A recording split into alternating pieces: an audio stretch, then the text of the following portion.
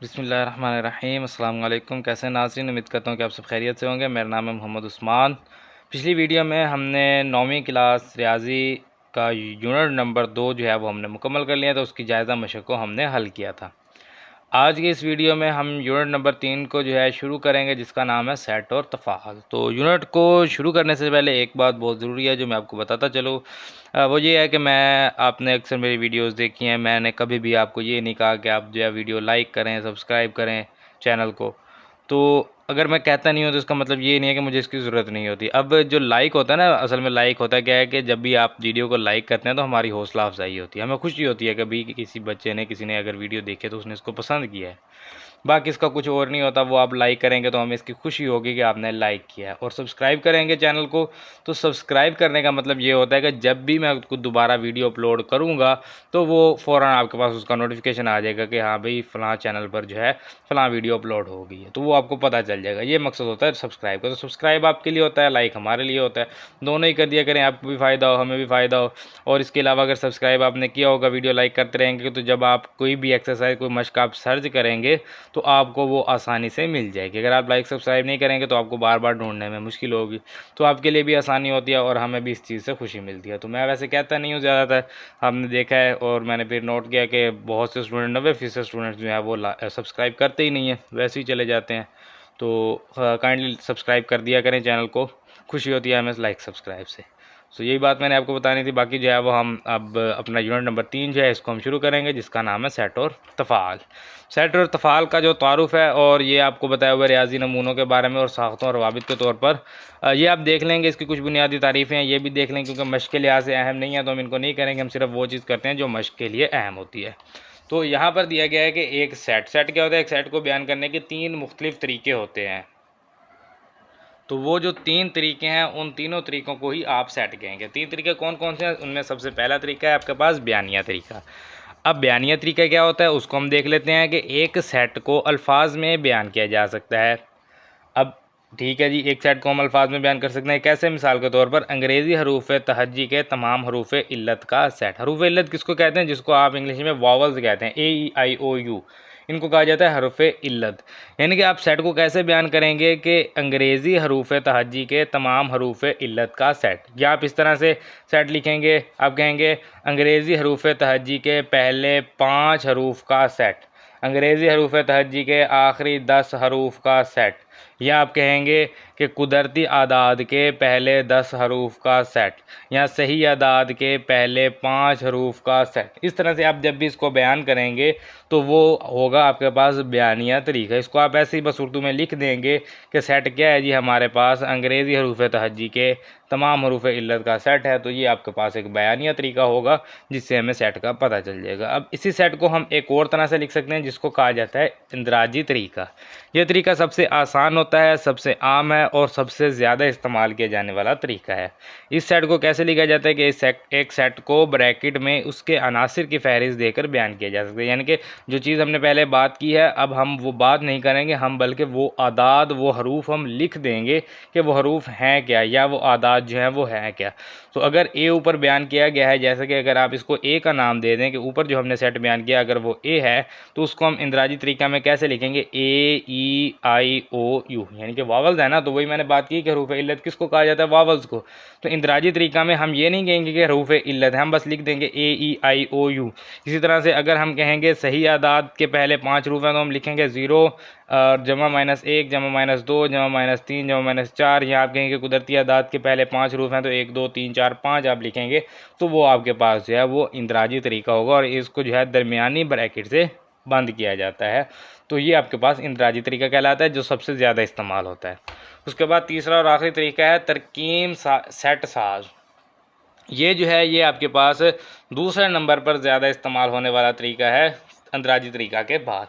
तो इसका भी बहुत ज़्यादा इस्तेमाल है और ये ज़्यादातर जो है इम्तिहानात में इसका ज़्यादा इस्तेमाल किया जाता है। इम्तिहान में जब भी आपके पास कोई सवाल दिया जाता है तो ज़्यादातर तरकीम सेट साज में दिया जाता है। इसके अलावा इस सेट की ये बड़ी खासियत है कि ये आपके पास जो सवाल आएंगे इन दोनों को चेंज करने में भी आते हैं। यानी कि अंदराजी तरीका से तरकीम सेट साज में लिखें या तरकीम सेट साज से अंदराजी तरीका में लिखें। ये थोड़ा सा तरीका मुश्किल है, थोड़ा सा इसको जो है वो समझने की ज़रूरत है, फिर आपको इसकी भी समझ आ जाएगी। ये होता क्या है कि बाज़ औक़ात सेट को बयान करने के लिए तरकीब सेट साज़ का इस्तेमाल आसान या मुफीद होता है। हाँ, कुछ चीज़ों में ये आसान होता है और उसमें आप जो है ना इंदराजी तरीका इस्तेमाल कर सकते हैं और ना ही आप बयानिया तरीका तो इस्तेमाल कर सकते हैं, लेकिन आप इंदराजी तरीका बिल्कुल भी इस्तेमाल नहीं कर सकते। कुछ सेट ऐसे आ जाते हैं कि आप उनका इंदराजी तरीका नहीं बयान कर सकते, तो उनके लिए तरकीब सेट साज़ इस्तेमाल होता है। इसमें किसी भी सेट के रुकन के लिए एक अलामत या हर्फ इस्तेमाल किया जाता है और तमाम अरकान मुश्तरका खसूसियात की खसूसियत बयान की जाती है। दिए गए सेट को यूँ लिखा जा सकता है, जैसे कि अभी हम इसको देखते हैं कि हमारे पास कैसे दिया हो कि अगर सेट ए है, यानी कि ये जो हमने पहले दोनों में जिस सेट को हमने बयान किया उसी को अगर हम तरकीब सेट साज़ में बयान करेंगे तो वो हमारे पास ए ब्रैकेट लगाएंगे दरमियानी, उसके बाद एक्स लिखेंगे। ये अलामत होती है, इसको कहते हैं जबकि एक्स जो है वो क्या है, अंग्रेज़ी हरूफ तहज्जी का एक हरफ इल्लत है।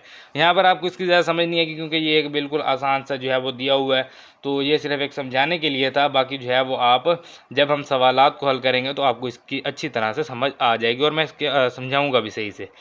अभी जो है वो हम इसको देख लेते हैं। यहाँ पर मैं क्या गया कि ए को हम इस तरह पढ़ते हैं कि तमाम एक्स का सेट जब कि, जैसे मैंने आपको बताया कि ये अलामत जब के पढ़ा जाता है, ये इंग्लिश में आपको सच दैट कहते हैं। तो सेट जब के एक्स एक अंग्रेज़ी हरूफ तहज्जी का एक हरफ इल्लत है। सेट की रुकनीत के लिए ये अलामत इस्तेमाल होती है, इसको कहा जाता है सेट की रुकनीत, या आप इसको कहेंगे बिलोंग्स टू। इंग्लिश में बिलोंग्स टू कहा जाता है और उर्दू में कहा जाता है सेट की रुकनीत। तो आप सेट की रुकनीत पढ़ लेंगे या इसको बिलोंग्स टू पढ़ लेंगे, ये अलामत जो है इस्तेमाल होती है। तो ये जो है ये यहाँ तक आप कर लेंगे। ए बिलोंग्स टू ए, इसका मतलब है कि ए सेट ए का एक रुकन है, तो ये रुकनीत को ज़ाहिर करता है। आप इसको बिलोंग्स टू पढ़ें या ए की रुकनीत पढ़ेंगे या अकेला रुकनीत पढ़ लेंगे तो उससे जो है वो कोई भी फ़र्क नहीं पड़ेगा। अब जो चीज़ यहाँ पर अहम है, जो मानी रखती है, वो है ये वाले आपके पास सेट। इन सेट का आपको पता होना चाहिए कि कौन सा सेट क्या होता है और उसको किस से ज़ाहिर किया जाता है, ये आपको लाजमी तौर पर याद करना होगा। इसके बगैर आप इस जो है वो यूनिट को भी हल नहीं कर पाएंगे और ये आपको इस पूरी की पूरी क्लास में ही मुश्किल देगा अगर आपको ये नहीं पता होगा तो, क्योंकि आगे भी कुछ जो है वो चैप्टर्स आने वाले हैं जिनमें इनका दोबारा इस्तेमाल होगा, फिर आपके लिए मुश्किल होगी। तो इनको अभी से हम जो है वो देखते हैं जी क्या कहते हैं। सबसे पहले एक सेट होता है जिसको कहा जाता है कुदरती आदात का सेट। अब कुदरती आदात का सेट जो है इसको ज़ाहिर किया जाता है एन से। एन कहा जाता है नेचुरल नंबर्स। तो नेचुरल नंबर्स जो हैं, नेचुरल कुदरती आ गया तो वही बात है, नेचुरल नंबर्स कह लेंगे या कुदरती आदात का सेट कह लेंगे, जिसको एन से कहा जाता है। ये एक से शुरू होते हैं, 1 2 3 4 5 और ये चलता जाता है। एक के बाद क्या आएगा 2, उसके बाद 3, उसके बाद 4 5 6 और ये चलता जाएगा। उसके बाद आ जाता है मुकम्मल आदात का सेट। मुकम्मल आदात का सेट इसको होल नंबर्स कहा जाता है इंग्लिश में। तो होल जो है वो डब्ल्यू से होता है तो इसको नाम देंगे डब्ल्यू का।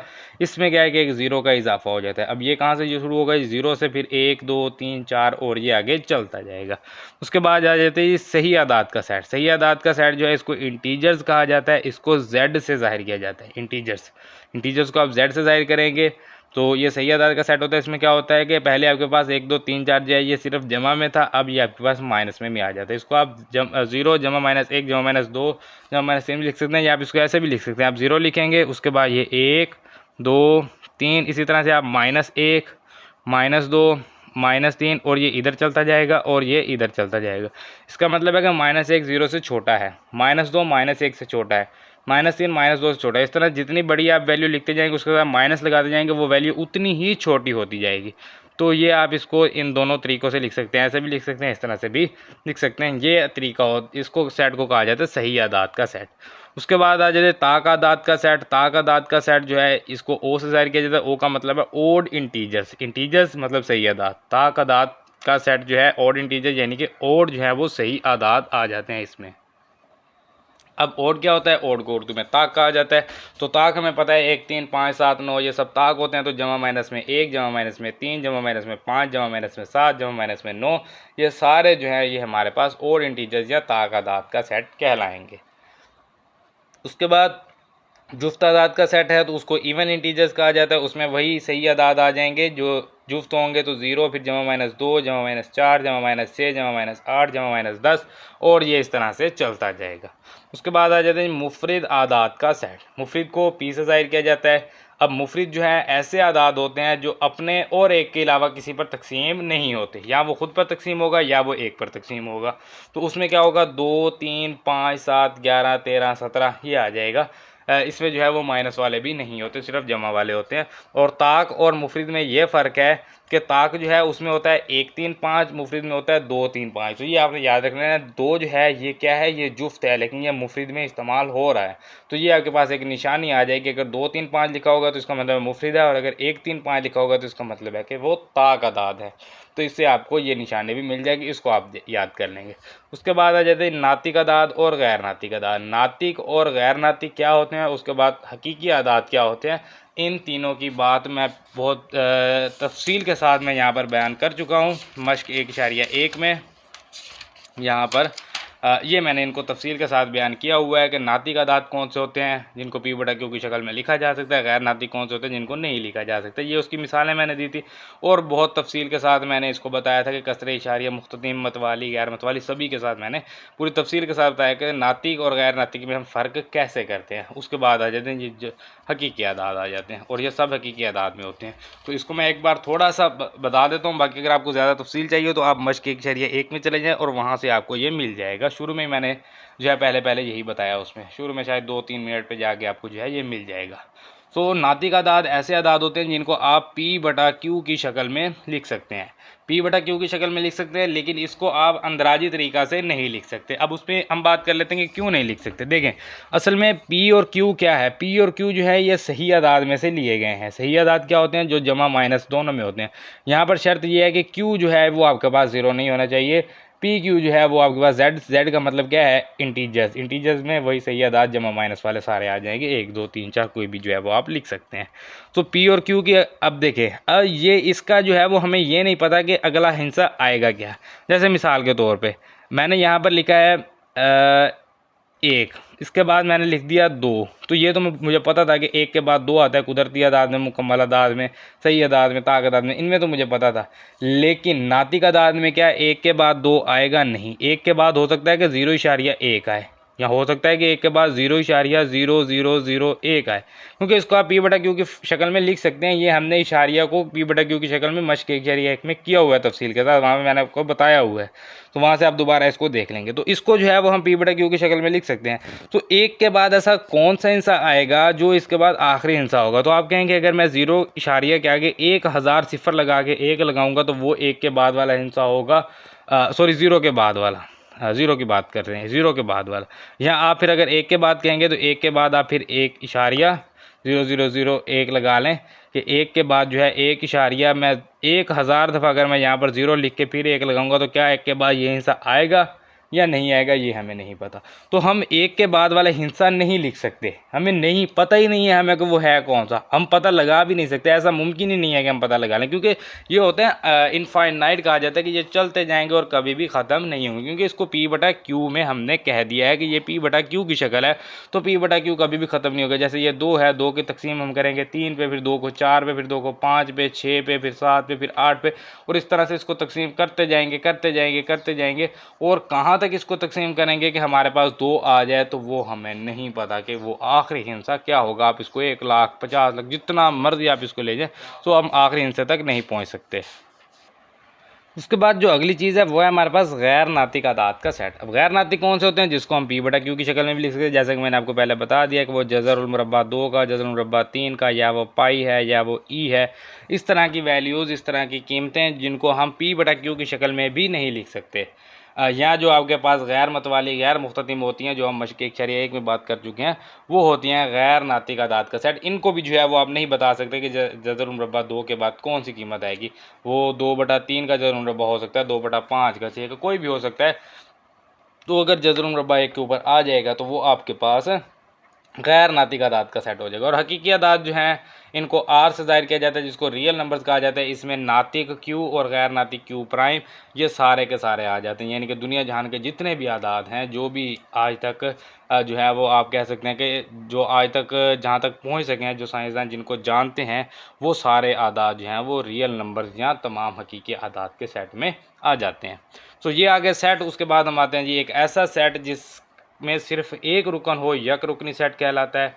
ये आप एक तारीफ़ कर लेंगे, जिस मिसाल के तौर पर ये एक सेट है, ये एक सेट है, हफ्ता लिखा हुआ है, ये एक सेट है।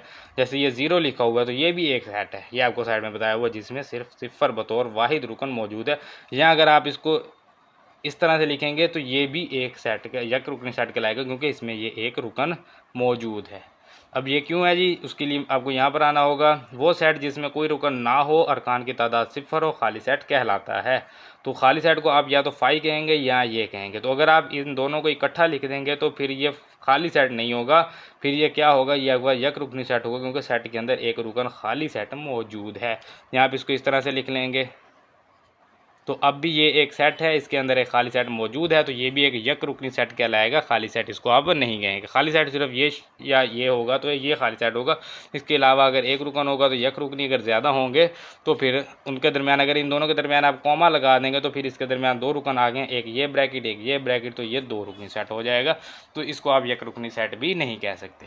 बाकी इसको जो है वो हम आगे डिटेल के साथ पढ़ लेंगे। अभी हम आते हैं जी मसावी सेट पे। मसावी सेट एक ऐसा सेट होता है जिसमें अरकान जो हैं वो बिल्कुल एक जैसे होते हैं, आगे पीछे हो सकते, जैसे 1 2 3 है, 2 1 3 कर दें, 3 2 1 कर दें, यानी कि उतनी ही तादाद हो और हों भी एक जैसे, एक ही हो। मतलब जैसे इसमें 1 2 3 है तो इधर भी 1 2 3 ही मौजूद हो, ना इससे ज़्यादा हो ना कम हो। आगे पीछे हो सकते हैं, तादाद बराबर हो, अरकान एक जैसे हो, उसको ए बराबर बी लिखेंगे और इसको मसावी सेट कहेंगे या बराबर सेट कहेंगे। मुतरादिफ सेट कौन से होते हैं कि अरकान की तादाद तो बराबर हो, लेकिन जो उसके अंदर जो अरकान है वो बराबर ना हो। जैसे ये ए बी सी है, ये 1 2 3 है, तो ये तो मिलते जुलते हैं, एक जैसे नहीं है। क्योंकि मिलते जुलते क्यों है कि इसमें 1 2 3 4 5 अदाद, इसमें भी 5 अदाद हैं। तो अरकान की तादाद बराबर है लेकिन अरकान एक जैसे नहीं है, तो ये मुतरादिफ सेट कहलाएंगे। उसके बाद तहती सेट। तहती सेट एक ऐसा सेट होता है जो कि किसी दूसरे सेट से लिया गया हो। जैसे इस सेट में से मैं एक सेट निकालता हूँ जिसको मैं कहता हूँ 1 2 3, तो ये सेट जो है ये तहती सेट है किसका, इस वाले सेट का। यहाँ इसको अगर आप पूरा भी लिख देंगे, यानी कि 1 2 3 है, मैं यहाँ पर लिख देता हूँ 4 5 पूरा भी लिख दूंगा, तब भी ये सेट जो है इसका एक तहती सेट है। तो अगर मैं इसको लिख देता हूँ 1 2 3 या 1 2 3 4, तो ये वाला सेट जो ये इसका तहती सेट नहीं है, क्योंकि ये वाला इससे नहीं निकाला गया, ये सेट इससे निकाला गया। तो इसको अगर मैं सी का नाम देता हूँ तो सी जो है ये एक तहती सेट है बी का। तो इसको जो है वो आप, ये तहती सेट की अलामत होती है, ये बराबर की होती है। तो या तो ये तहती सेट या तो ए बी में से लिया गया है या ए जो है वो बी के बराबर भी हो सकता है। तो इसको इस अलामत से ज़ाहिर किया जाता है, इसको तहती सेट कहा जाता है। और अगर आप नीचे वाला बराबर ख़त्म कर देंगे तो इसको कहा जाएगा वाजिब तहती सेट। अब वाजिब तहती सेट क्या होता है? वाजिब तहती सेट होता है कि ये सेट इसमें से लिया गया है लेकिन बराबर नहीं है। जैसे ये सेट है, अगर मैं यहाँ पर लिख देता हूँ 1 2 3 4 5, ये मैंने लिख दिया। अब ये सेट क्या हो गया? बराबर हो गया। तो अगर ये बराबर हो गया तो ये तहती सेट तो होगा लेकिन वाजिब तहती सेट नहीं होगा, क्योंकि ये बराबर है, तहती सेट इसका नहीं है। तो इसमें से कम से कम एक हिस्सा जो है वो आपको ख़त्म करना पड़ेगा, कम से कम एक, ज़्यादा भी कर सकते हैं। तो अब इसमें कितने जी? 1 2 3 4, एक कम है, तो अब ये इसका वाजिब तहती सेट है कि ए जो है वो लिया गया है बी में से, यानी कि ए बी के अब बराबर नहीं है, सिर्फ ए बी में से लिया गया है। तो ये इसका वाजिब तहती सेट कहलाएगा। इसको आप खूब समझ लें कि अगर जो सेट है वो लिया गया हो या बराबर हो तो उसको तहती सेट कहेंगे, और अगर सिर्फ वो लिया गया हो, बराबर नहीं हो सकता, यानी कि उसमें एक अरकान कम से कम एक रुकन कम है, तो फिर वो वाजिब तहती सेट है। और गैर वाजिब कब होगा? जब वो वाजिब ना हो, गैर वाजिब होगा, यानी कि उसमें कोई अदद कम ना हो, यानी कि वो बराबर हो जाए, उसको आप बराबर कह सकते हैं। तो वो तहती सेट जो बराबर हो उसमें से अब ये अलामत आप ख़त्म कर देंगे, फिर अब आप क्या करेंगे? बराबर की अलामत लगा देंगे। तो इस तरह के सेट को जो है वो आप गैर वाजिब कहेंगे।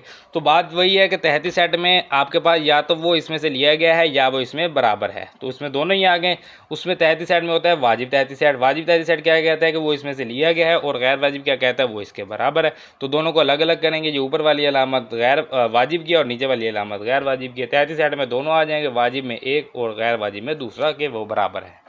तो ये बात आ गई इसमें। उसके बाद आ जाता है यूनिवर्सल सेट। यूनिवर्सल सेट जो है ये यूनिवर्स से लिया गया है, इसको आप यूनिवर्स कहेंगे या आप इसको कायनात कहेंगे। यूनिवर्स को उर्दू में कायनात ही कहा जाता है।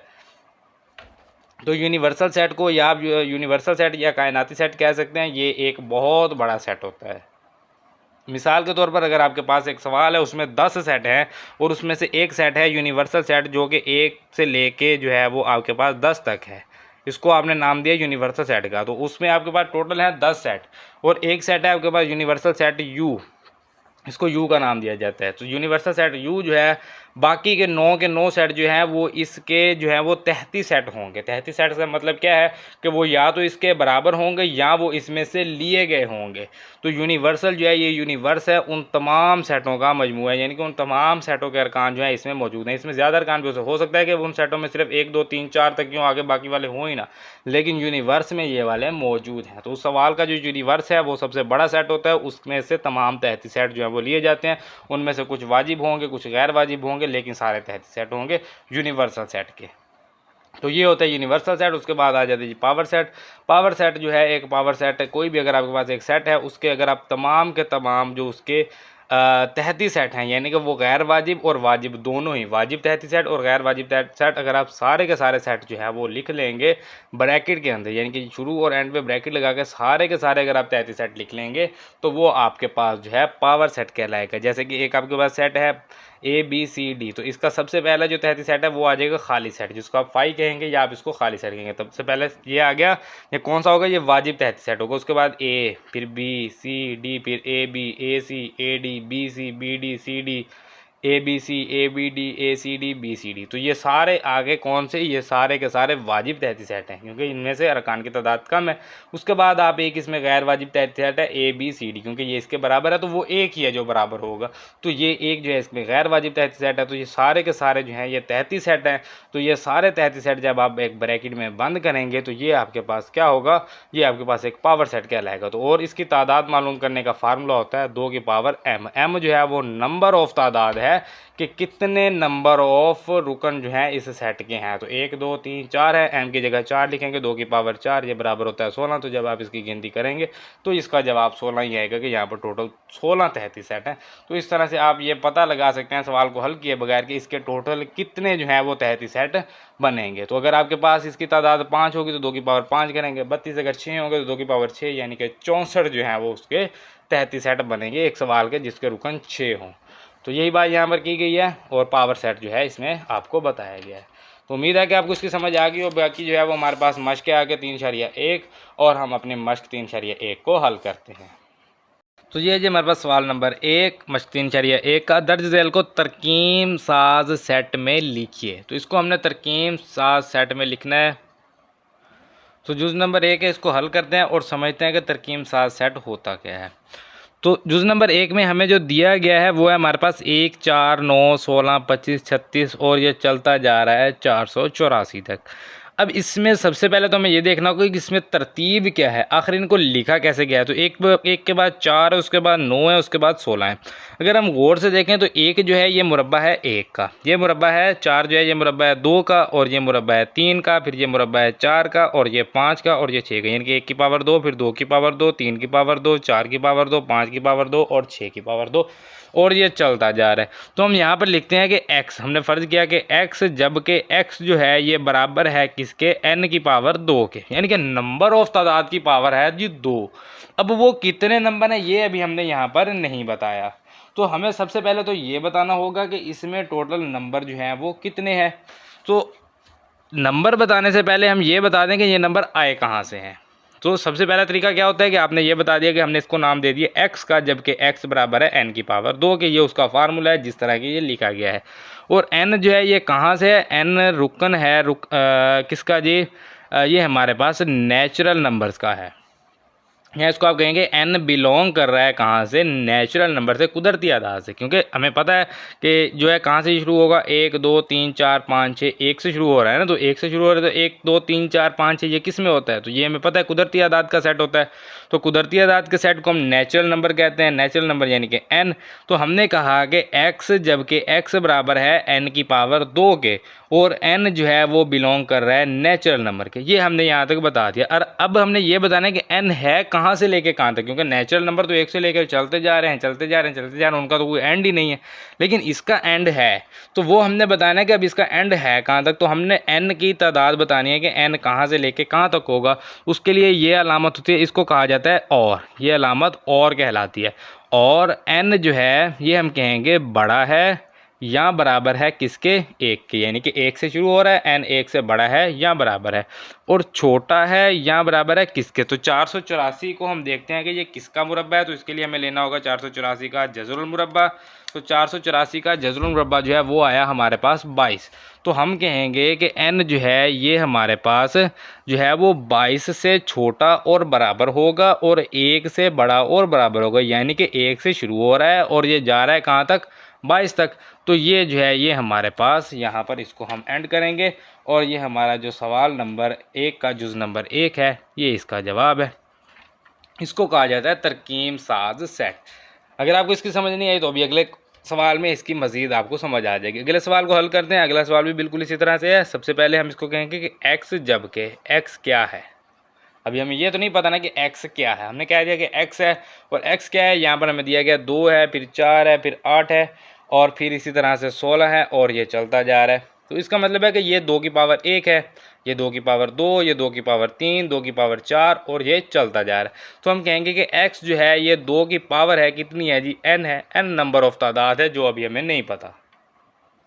तो वो जो नंबर ऑफ तादाद है वो हमने कहाँ से ली है, n, क्योंकि सबसे पहले क्या आएगा 2 की पावर 1, तो 2 की पावर 1 किस में होता है, फिर 2 की पावर 2, फिर 2 की पावर 3, तो 1 2 3 4 ये किस में होते हैं, तो ये होते हैं नेचुरल नंबर में। तो हम कहेंगे कि ये नेचुरल नंबर से बिलोंग कर रहा है, रुकन है किसका जी, ये हमारे पास नेचुरल नंबर का या कुदरती आदाद का।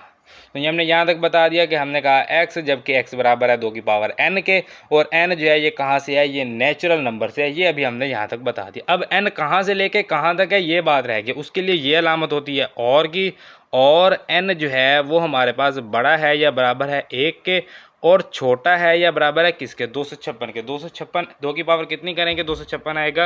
इसको हम चेक कर लेते हैं जी, 2 की पावर जो है ये मेरे ख्याल में अगर हम इसको 8 करते हैं तो ये 56 आना चाहिए। हाँ, 2 की पावर 8 जो है ये 256 आ गया हमारे पास। तो इसका मतलब है कि ये कहाँ तक जाएगा, 8 तक। तो अभी हमने यहाँ पर क्या लिखा कि x जो है वो जब के x जो है वो बराबर है 2 की पावर n के, n बिलोंग कर रहा है नेचुरल नंबर से, और n की जो तादाद है वो हमारे पास 1 से लेके 8 तक है, यानी कि 1 से बड़ी और बराबर है, और 8 से छोटी और बराबर है, यानी कि 1 और 8 भी इसमें शामिल है, 1 से 8 तक है। तो ये जो है ये हमारे पास इसका जवाब होगा। उसके बाद आ जाते हैं जुज़ नंबर 3 पे। तो जुज़ नंबर 3 में हमारे पास क्या है कि ये हमारे पास 0 जमा -1 जमा -2 जमा -3 जमा -4 और चलता जा रहा है जमा -1000 तक। तो ये हम सेट पढ़ चुके हैं। ये कौन सा सेट था, ये हमारे पास सही आदाद का सेट है, सही आदाद जिसको हम इंटीजर्स कहते हैं। तो ये उन सही आदाद का यानी कि इंटीजर्स का ये हमारे पास सेट है, और इंटीजर्स को हम किससे ज़ाहिर करवाते हैं, z से। तो ये हमें पता है।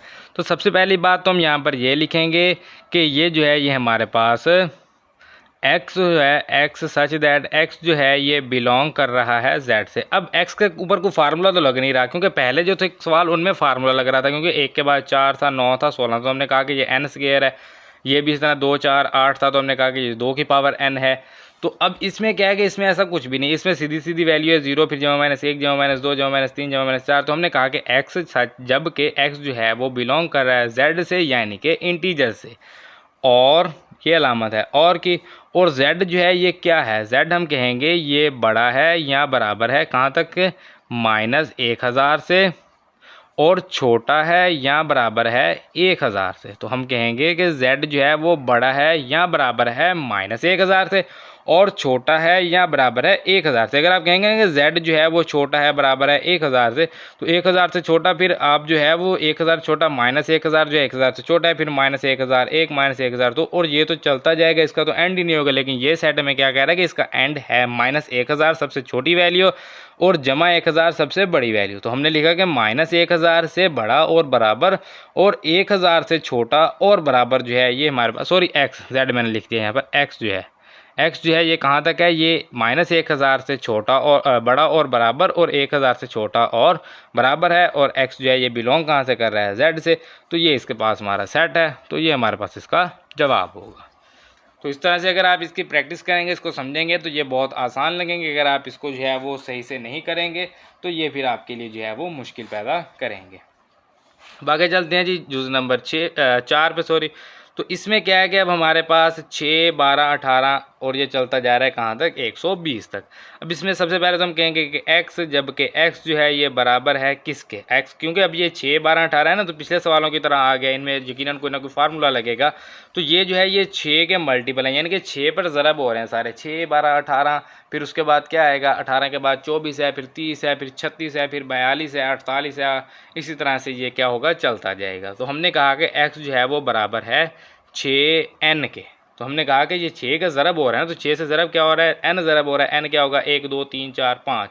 1, 2, 3, 4, 5 जो है ये कहाँ से होते हैं, तो ये नेचुरल नंबर से बिलोंग करते हैं। तो हम कहेंगे कि ये n जो है ये नेचुरल नंबर से है, कुदरती आदाद से है, कि ये 1 से शुरू होगा और ये कहाँ तक जाएगा, ये चलता जाएगा। अब और लिखेंगे, और n की जो तादाद है वो कितनी है, n की तादाद कितनी है जी, n बड़ा है या बराबर है 1 के, और छोटा है या बराबर है, अब छोटा किससे, 120 है ना, तो ये क्या आ जाएगा यहाँ पर 20। तो अगर आप 20 को 6 से ज़रब करेंगे तो क्या आएगा, 120। तो n की तादाद पहले 1 होगी, फिर 2, 3, 4, 5, 6, 7, 8, 9, 10 इस तरह चलती जाएगी, कहाँ तक जाएगी, ये 20 तक जाएगी। तो ये वाला सेट आपके पास बन जाएगा। तो हमने कहा x, जबकि x बराबर है 6n के, और n बिलोंग कर रहा है कुदरती आदाद से, नेचुरल नंबर से, और n की जो तादाद है वो है 1 से बराबर और बड़ी, 20 से बराबर और छोटी। तो ये हमारे पास इसका जवाब होगा। उसके बाद आ जाते हैं जुज़ नंबर 5 पे। जुज़ नंबर 5 पे जो है वो हमारे पास 100, 102, 104 और ये जा रहा है 400 तक। तो इसको अगर आप गौर से देखें तो हर कीमत में 2 जमा हो रहा है, यानी कि पहले इसमें 2 था, फिर 2 आया, फिर इसमें 2, फिर इसमें 2, और ये इस तरह से 102, फिर 104, फिर 106, फिर 108, और ये क्या होगा, ये चलता जाएगा। तो इसको हम कैसे लिखेंगे, इसको हम लिखते हैं जी यहाँ पर सबसे पहले x, जबकि x जो है ये बराबर है किसके, ये बराबर है 100 जमा 2n, यानी कि पहले 2 के साथ क्या होगा, पहले 2 के साथ 0 आएगा, क्योंकि 2 0 करेंगे तो ये 100 रहेगा। उसके बाद 2 के साथ 1 आएगा, तो 2 ज़रब 1 2, फिर 2 के साथ 2 आएगा, फिर 2 के साथ 4 आएगा। तो इस तरह से पहले 100 में 0 जमा करेंगे, फिर 2, 4, फिर 6, फिर 8, और फिर 10, 12, 14, 16 और इस तरह से जमा करते जाएंगे। तो ये x जो है ये बराबर होगा 100 जमा 2n। 2n जो है वो जमा करते जा रहे हैं। अब n जो है ये कहाँ से बिलोंग करेगा, n अब बिलोंग करेगा होल नंबर से, अब नेचुरल नंबर से बिलोंग नहीं करेगा। अब उसकी वजह क्या है कि कुदरती आदाद में जो है वो 0 नहीं होता, मुकम्मल आदाद में 0 होता है। तो सबसे पहले यहाँ पर 0 दर्ज करना है, 0, फिर 1, फिर 2, फिर 3, फिर 4, और ये इस तरह से काम जो है वो सिलसिला चलता जाएगा। तो n जो है अब ये बिलोंग करेगा होल नंबर से, यानी कि मुकम्मल आदाद से, 0 से। और इनके तादाद कितनी होगी उसके लिए हम लिखेंगे n जो है वो क्या होगा, n जो है वो बड़ा होगा या बराबर होगा 0 के, और छोटा होगा या बराबर होगा, किससे छोटा और बराबर होगा उसके लिए भी हमें इसको चेक करना होगा। तो 100 तो यहाँ पर पहले से मौजूद है, बाकी आगे कितने रह गए, 300। 300 को अगर हम तकसीम करें 2 पे तो क्या आएगा जवाब, 150, यानी कि 150।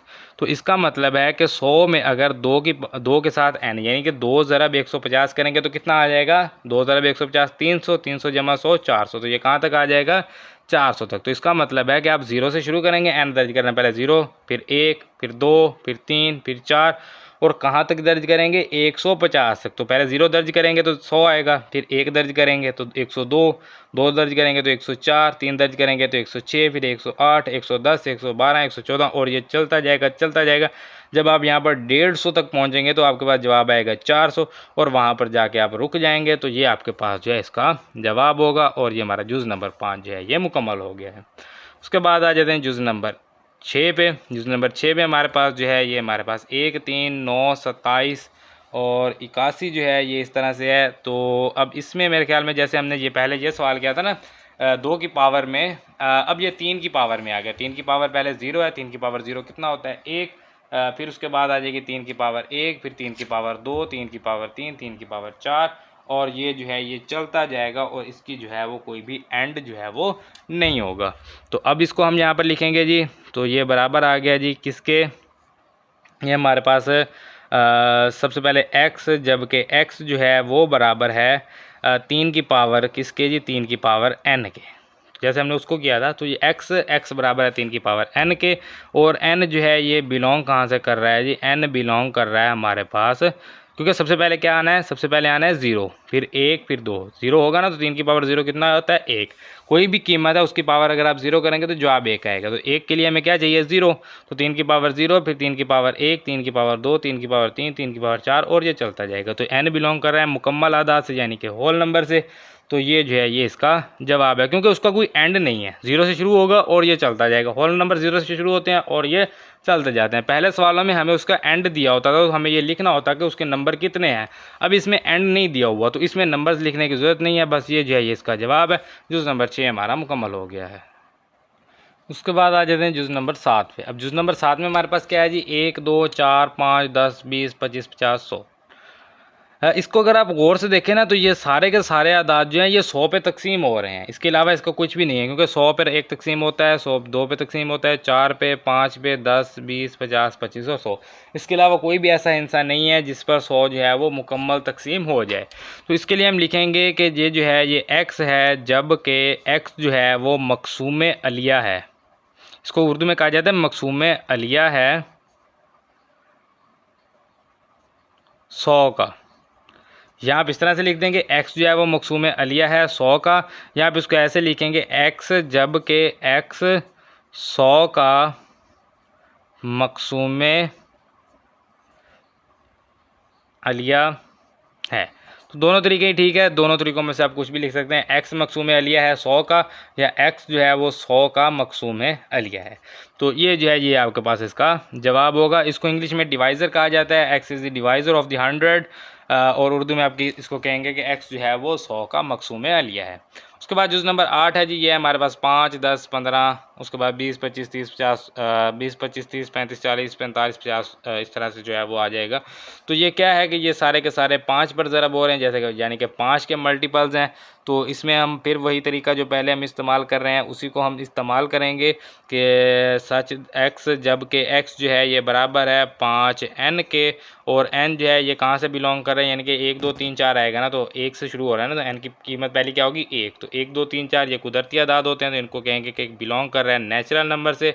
और n की जो तादाद है वो शुरू हो रही है 1 से और एंड हो रही है कहाँ पर, 20, 5, 100। तो 20 पर जो है ये एंड हो रही है, तो यहाँ पर लिखेंगे 20। तो 20 से बराबर और छोटा, 1 से बराबर और बड़ा।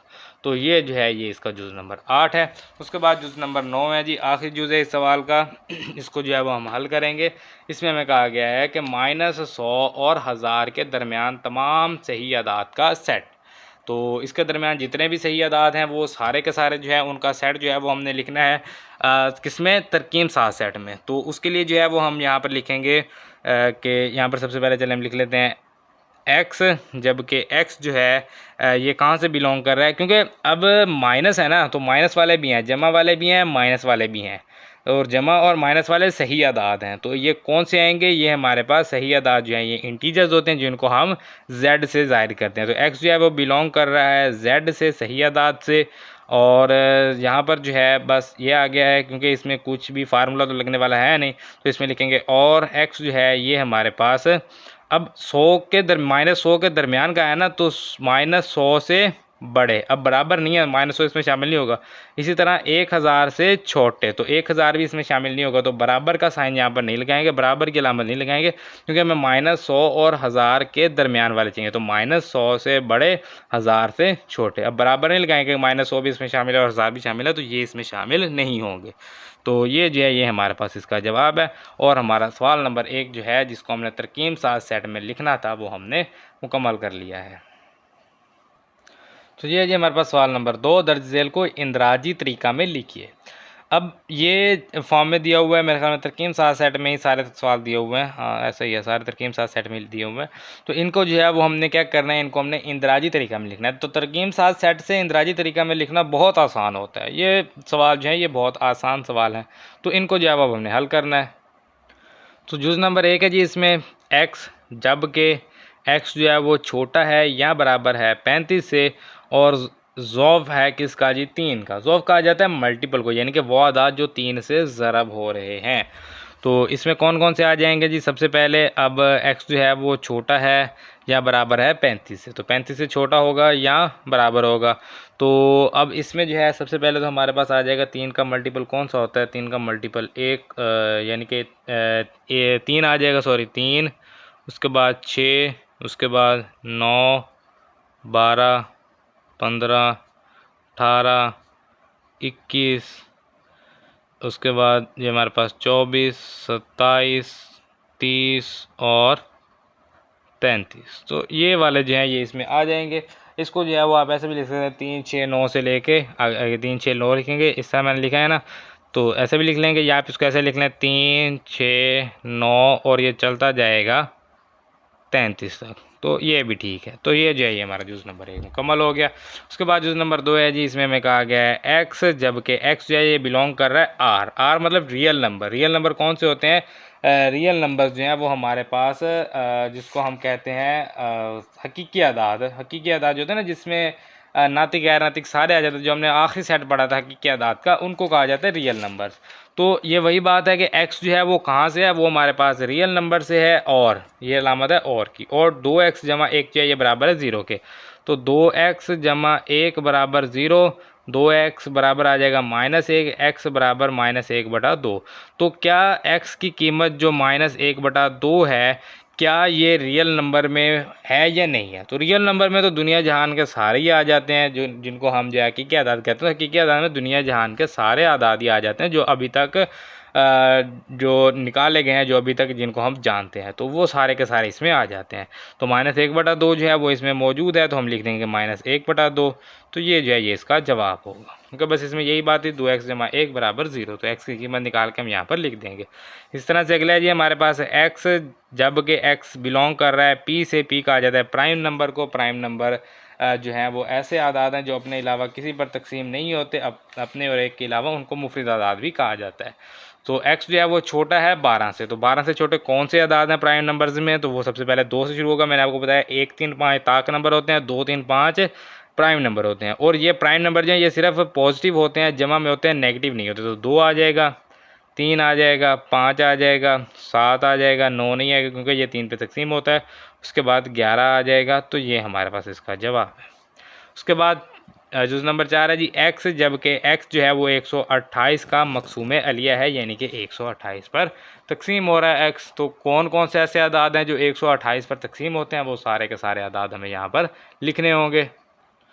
तो इसमें सबसे पहला जो है वो हमारे पास आ जाएगा 1, 128 पे तकसीम होता है। उसके बाद 2 आ जाएगा, फिर 4, 4 होता है, 8, 8 भी होता है, 16, 16 भी होता है।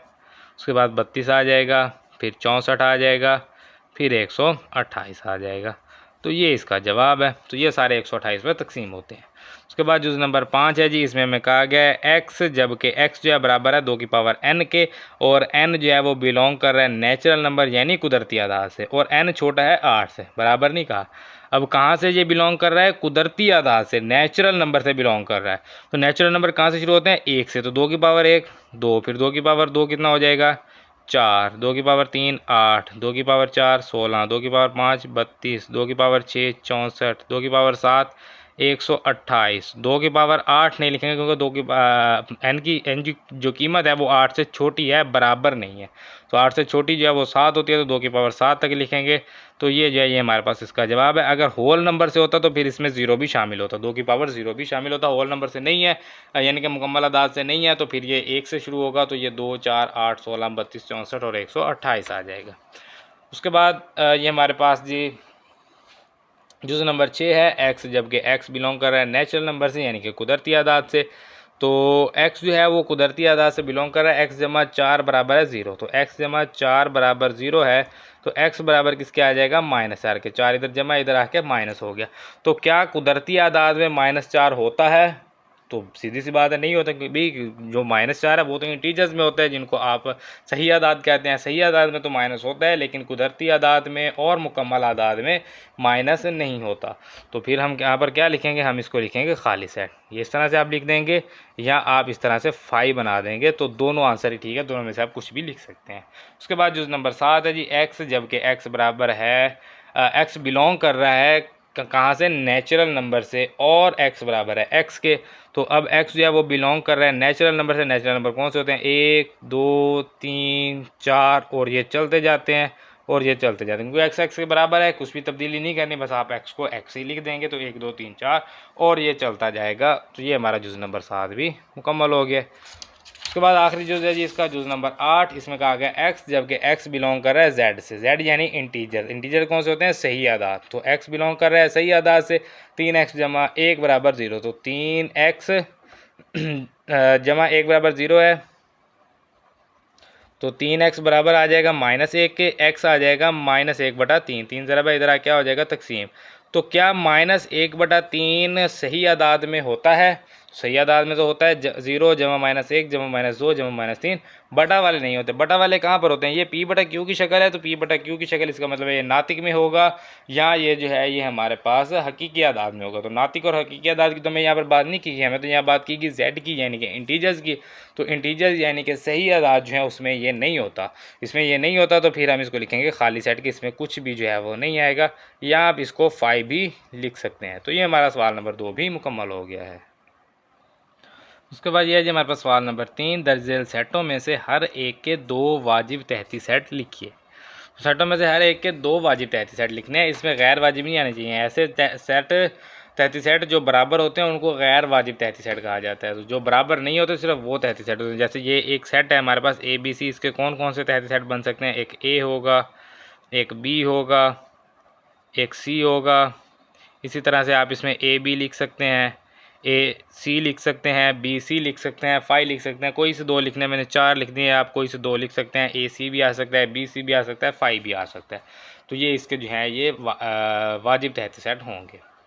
उसके बाद ये आ गया जी हमारे पास जुज़ नंबर 2। इसके वाजिब तहती सेट लिखने, एक इसका खाली सेट आ जाएगा, जब आप इसको 5 कहेंगे, दूसरा आपके पास इसके बाद 0 आ जाएगा, उसके बाद 1 आ जाएगा। 3 इसके वाजिब तहती सेट बन सकते हैं, आपने इनमें से कोई से 2 लिख देने हैं। उसके बाद n है जी, n नेचुरल आदाद होते हैं, यानी कि कुदरती आदाद। कुदरती आदाद में से आप कोई से भी जो है वो हिंद से लिख देंगे। तो कोई से आपने 2 लिखने हैं, तो आप जो है वो कोई से 2 जो है वो यहाँ पर लिख देंगे। वो वाले आदाद जो नेचुरल नंबर में से होते हैं, कुदरती आदाद, यानी कि 1 2 3 4 5 6 7 8 9 10 और अप टू 100 ऑन, जहाँ तक मर्जी ले जाएँ इसको। कोई से 2 का है तो आप कोई से 2 इसमें से लिख देंगे। आप 5 और 1 भी सिर्फ लिख सकते हैं, वो भी काफ़ी होगा। z है, z का मतलब क्या होता है, हमारे पास इंटीजर्स। इंटीजर्स यानी कि जो हमारे पास सही आदाद होता है। सही आदाद में आपके पास जमा माइनस वाले आ जाते हैं, तो आप -1 0 लिख दें। उसके बाद दूसरा जो है वो आप 0 और 1 लिखने, बस 2 लिखने, जो मर्जी आप 2 लिख देंगे तो वो आपके पास वाजिब तहती सेट कहलाएंगे। तो इसी में से होने चाहिए z में से, और सारा z नहीं लिख सकते आप। उसके बाद आ जाता है जी q कौन से होते हैं हमारे पास, जिनको हम p बटा q की शक्ल में लिख सकते हैं, जिनको हम जो है वो यहाँ पर हमने पहले भी बात की, जो नातिक आदाद होते हैं वो हमारे पास q कहलाते हैं। तो कौन कौन से नातिक आदाद होते हैं जिनको p बटा q की शक्ल में लिख सकते हैं, आप यहाँ पर लिख सकते हैं 2/3, 5/4। उसके बाद आप एक और लिख दें जी, 1 2, कोई भी आप लिख देंगे, 1 लिख दें आप, 0 1 लिख दें, बस काफ़ी होगा। 0 1 लिख देंगे, 0 1 1 1 2 लिख दें आप, यहाँ भी 1 2 लिख दें, यहाँ भी 1 2 लिख दें, यहाँ भी 1 2 लिख दें, तो ये हो जाएगा। इसी तरह r है, r में भी वही आ जाएगा। तो r में जो आपके पास रियल नंबर होते हैं, यानी कि वो तमाम आदाद जो आपके पास, जिनको आप कहेंगे कि ये हमारे पास हकीकी आदाद हैं, जो यानी कि जो नातिक हैं, गैर नातिक कहीं से भी हैं, तो आपने 2 सेट बनाने हैं। तो मैं यहाँ पर 2 सेट बनाने लगा हूँ, एक पाई लिखने लगा हूँ और दूसरा सेट मैं यहाँ पर लिखने लगा हूँ ई। तो ये आ जाएगा। या आप इसमें जो है खाली सेट भी लिख सकते हैं, आप इसमें 2/4 भी लिख सकते हैं, आप इसमें 1 2 3 4 कुछ भी लिख सकते हैं। तो कोई से 2 आपको वाजिब तहती सेट चाहिए, आप वो लिख सकते हैं, वो आपके पास इसका जवाब होगा। उसके बाद आ जाते हैं जी जुज़ नंबर 7 पे। इसमें कहा गया है कि x, जबकि x जो है बिलोंग कर रहा है q से। q का मतलब है कि नातिक आदाद। नातिक आदाद कौन से होते हैं जिनको हम p बटा q की शक्ल में लिख सकते हैं, तो 0 से बड़े और 2 के बराबर या छोटे। तो बहुत आसान है, 1 लिख दें और 2 लिख दें, बस ज़्यादा आपको टेंशन लेने की इसमें ज़रूरत है नहीं। तो बस ये 2 आपके पास आ गया। बाकी अगर आप इसको जो है वो चेक करना चाहेंगे तो 1 और 2 के दरमियान जितने भी आते हैं, यानी कि इसको आप तकसीम में लिख रहे हैं, 1/1 को आप क्या लिख सकते हैं बटा में, 1/2 को, 1/3 को, तो वो आप p बटा q की शक्ल में वो सारे आप लिख सकते हैं। तो वो आपके पास आ जाएंगे। बस हमें 2 का आ गया है, तो हमने 2 जो है वो वाजिब तहती सेट इसमें लिख दिए। तो ये हमारा जो है सवाल नंबर 3 मुकम्मल हो गया है। उसके बाद ये जी हमारे पास सवाल नंबर 4। क्या कोई ऐसा सेट होता है जिसका कोई वाजिब तहती सेट नहीं होता। तो वो पूछ रहा है कि क्या कोई ऐसा भी सेट होता है जिसका कोई वाजिब तहती सेट नहीं होता, अगर ऐसा है तो उस सेट का नाम लिखिए। तो इसका जवाब है जी हाँ, बिल्कुल ऐसा होता है। तो कौन सा सेट है वो, एक फाई है और दूसरा खाली सेट है। तो ये दोनों जो हैं ये ऐसे सेट हैं जिनका कोई वाजिब तहती सेट नहीं होता। वाजिब तहती सेट कौन सा सेट होता है, ऐसा सेट जो किसी दूसरे सेट से लिया गया हो और उसमें कम से कम एक रुकन मौजूद ना हो। तो इसका जब रुकन ही एक है तो अब इसको कैसे हम लिख सकते हैं, जब इसका कोई जो है वो पावर सेट बन ही नहीं रहा तो अब इसको हम कैसे इसका कोई वाजिब तहती सेट लिख सकते हैं। तो इसका ना तो इसका कोई वाजिब तहती सेट है ना इसका कोई वाजिब तहती सेट है। तो आप इसको जो है वो कोमा लगा लेंगे या कह लेंगे, क्योंकि इन दोनों का मतलब एक ही है, तो या कह लें तो ये ज़्यादा बेहतर है। तो ये जी हाँ जी ऐसा है हमारे पास। तो वो कौन सा है, या आप उसको फाई कहेंगे या खाली सेट कहेंगे। तो ये जो सवाल नंबर 4 है। उसके बाद आ जाते हैं सवाल नंबर 5 पे। इसमें मैं कहा गया कि ए बी और ब्रैकेट में ए बी में क्या फ़र्क है। तो यहाँ पर ए बी जो है ये एक सेट है जिसके 2 अरकान है। कितने अरकान हैं जी इसके, 2, ए और बी। जबकि ये जो सेट है हमारे पास एक सेट है जिसका सिर्फ एक रुकन है।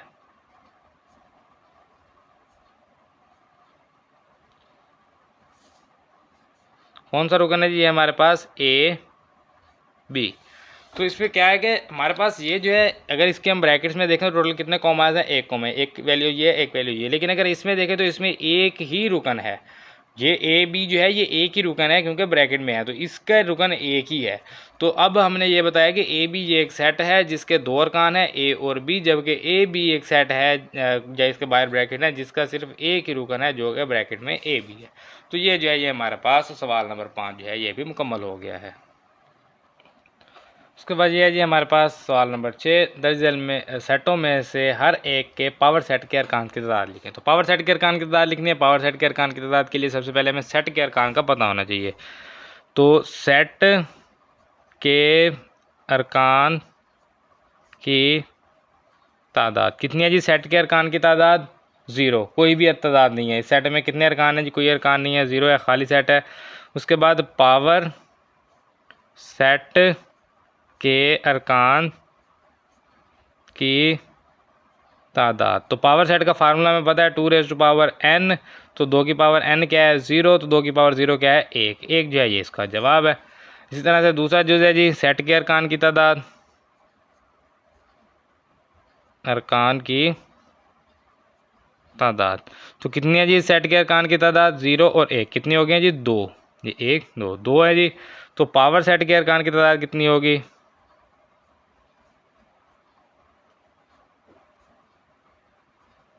2 की पावर n या 2 की पावर m आप लिख सकते हैं। तो n की कीमत कितनी है जी, 2। तो 2 की पावर 2 4, ये इसका है जी जवाब। उसके बाद तीसरा जुज़ है जी सेट के अरकान की तादाद। कितने हैं सेट के अरकान की तादाद, 1 2 3 4 5 6 7 7। तो पावर सेट के अरकान की तादाद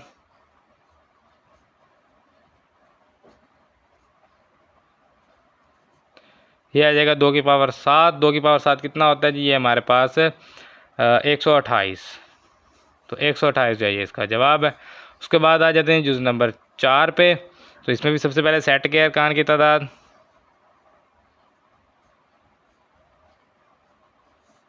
कितनी है जी, 0 ये 1 2 3 4 5 6 7 8 8 है। तो पावर सेट के अरकान की तादाद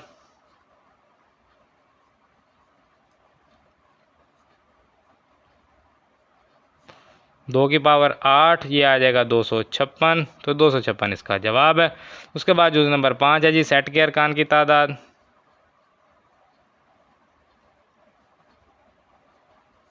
तो सेट के अरकान की तादाद कितनी है, यहाँ पर जो है अक्सर स्टूडेंट गलती करते हैं। तो कैसे गिनते हैं जी, 1 2 3, 3 लिख देते हैं, तो ये गलत है बिल्कुल। ये जो पूरा है यहाँ से लेके यहाँ तक ये एक ही रुकन है, एक रुकन ये, क्योंकि ये ब्रैकेट में है। ब्रैकेट में यहाँ पर जितनी भी कीमतें होंगी ये एक ही रुकन गिना जाएगा। बाहर वाली ब्रैकेट के अंदर कितने रुकन है, तो बाहर वाली ब्रैकेट के अंदर एक रुकन ये है, एक रुकन ये है, तो कितने रुकन है, 2। तो ये आपने गलती नहीं करनी। तो यहाँ पर लिखेंगे 2, उसके बाद यहाँ पर लिखेंगे पावर सेट के अरकान की तादाद। तो ये कितने आ जाएगी, 2 की पावर 2 बराबर 4। इसी तरह से ये आखिरी जो है इसका, तो सेट के अरकान की तादाद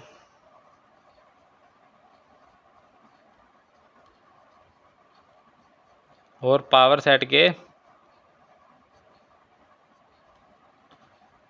अरकान की तादाद। सेट के अरकान की तादाद कितनी है, 1 2 3, तो 3 आ गई। पावर सेट के अरकान की तादाद 2 की पावर 3 करेंगे तो ये आ जाएगा 8। तो 8 जो है ये इसका जवाब है।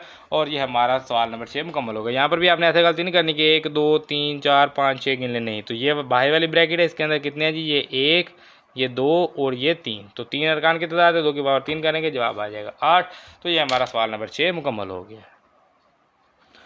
उसके बाद यह है जी हमारे पास सवाल नंबर 7, आखिरी सवाल है इस मश्क का। इसमें मैं कहा गया दर्ज झेल सेटों में से हर एक का पावर सेट लिखिए। तो पावर सेट लिखना है।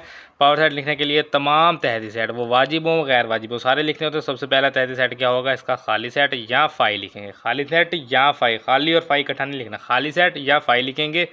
उसके बाद एक पहला रुकन 9, फिर दूसरा 11, एक एक के हो गए, फिर अब 2 2 के लिखेंगे, 9 11 और ये ख़त्म। और ये लिखने के बाद शुरू और एंड में ब्रैकेट लगाएंगे तो ये आ जाएगा इसका पावर सेट।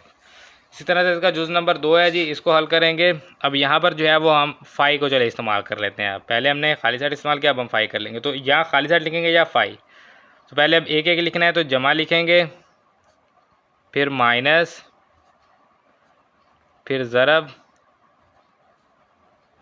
फिर तकसीम, उसके बाद 2 2। जमा के साथ लिखेंगे, पहले जमा, इसके साथ आ जाएगा माइनस,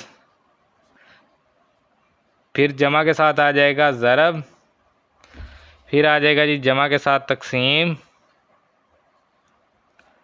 अब जमा वाले मुकम्मल हो गए, अब माइनस को उठा लें, माइनस के साथ ज़रब, अब माइनस के साथ तकसीम, माइनस वाले ख़त्म हो गए, अब ज़रब को उठा लें, ज़रब के साथ तकसीम।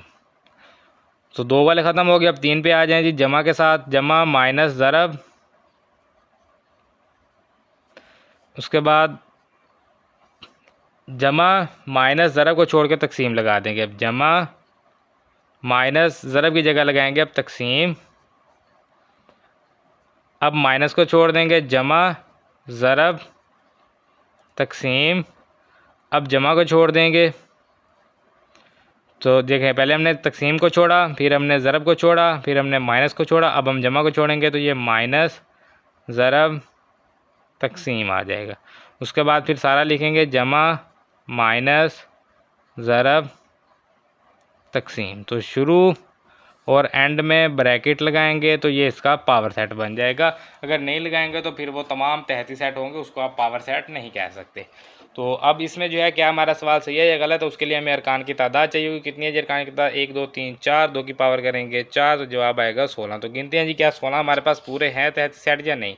तो 1 2 3 4 5 6 7 8 9 10 11 12 13 14 15 16। तो जवाब हमारा ठीक है। इस तरह से यहाँ पर भी आप देख सकते हैं कि 2 की पावर 2 बराबर 4, तो 1 2 3 4, तो ये भी पूरे हैं। उसके बाद तीसरा जुज़ है जी, सेट के अंदर है फाई, ठीक है। तो इसका हमने क्या लिखना है जी, पावर सेट लिखना है। तो इसके कितने तहती सेट बनेंगे, इसका टोटल एक ही तहती सेट है जो कि है हमारे पास फाई। तो फाई से पहले सॉरी एक और भी आएगा जिसको हम कहेंगे खाली सेट। चलिए इसको मैं दोबारा लिख देता हूँ यहाँ पर। ये हमारे पास क्या है जी, फाई। तो सबसे पहले हम लिखते हैं खाली सेट, उसके बाद एक एक रुकन लिखते हैं, तो एक ही रुकन है तो वो एक ही आ जाएगा, और उसके बाद ये ब्रैकेट क्लोज। ये आंसर ठीक है। या अगर आप खाली सेट की जगह फाई लिखना चाहें तो फाई भी लिख सकते हैं। उसके बाद ये ब्रैकेट के अंदर आएगा सेट, उसके बाद ये आप ब्रैकेट के अंदर फाई लिखेंगे, तो ये भी आपका जवाब जो है ये बिल्कुल सही होगा, क्योंकि ये जो है ये हमने सेट की फाइल लिखी है। सेट की फाइल हमेशा देखें, हमने जब माइनस लिखा तो सेट में लिखा, ये जमा माइनस लिखा सेट में लिखा, ज़रब लिखा सेट में, तकसीम लिखा सेट में। इसी तरह जब ये फाइल लिखेंगे तो इसको सेट में लिखेंगे। तो ये इसका एक रुकन है जो सेट में है। ये खाली सेट जो है ये हम पहले लगाते हैं, ये आपने हमेशा पहले लगाना है खाली सेट। उसके बाद एक ही रुकन था वो हमने लिख लिया। फ़र्ज़ करें यहाँ फाइव की जगह ए होता तो हम यहाँ पर ए लिख देते। तो पहला फाइव आएगा, दूसरा हमेशा वो रुकन आएगा जो मौजूद होगा। इसी तरह यहाँ पर पहला खाली सेट यहाँ फाइव, तो पहले मैंने खाली सेट लिखा, फाइव लिख दिया और दूसरा वही आ जाएगा। तो आप इस तरह लिख दें या इस तरह से लिख दें, जवाब आपका बिल्कुल सही होगा। तो ये आपके पास जुज़ नंबर 3 जो है ये भी मुकम्मल हो गया है। उसके बाद आ जाते हैं जुज़ नंबर 4 पे। इसके कितने रुकन है टोटल? 2। एक ये है ए, दूसरा है बी सी। तो इसको जो है वो हमने हल करना है जी। सबसे पहले खाली सेट यहाँ फाइव, उसके बाद पहला रुकन ए, उसके बाद दूसरा रुकन क्या है जी? बी सी ब्रैकेट में, और ये ब्रैकेट सेट की आ जाएगी। उसके बाद दोनों रुकन आ जाएंगे जी ए और सेट में बी सी। तो ये आ गया हमारे पास तहती सेट। अब अगर इनको हम ब्रैकेट में बाहर से क्लोज करेंगे तो ये पावर सेट बन जाएगा। तो ये जो है ये हमारे पास इसका जवाब है। इसको हम देख लेते हैं। 2 अरकान है, 2 की पावर 2 करेंगे 4। क्या ये 4 पूरे हैं जी? 1 2 3 4, तो 4 तहती सेट इसके पूरे हैं।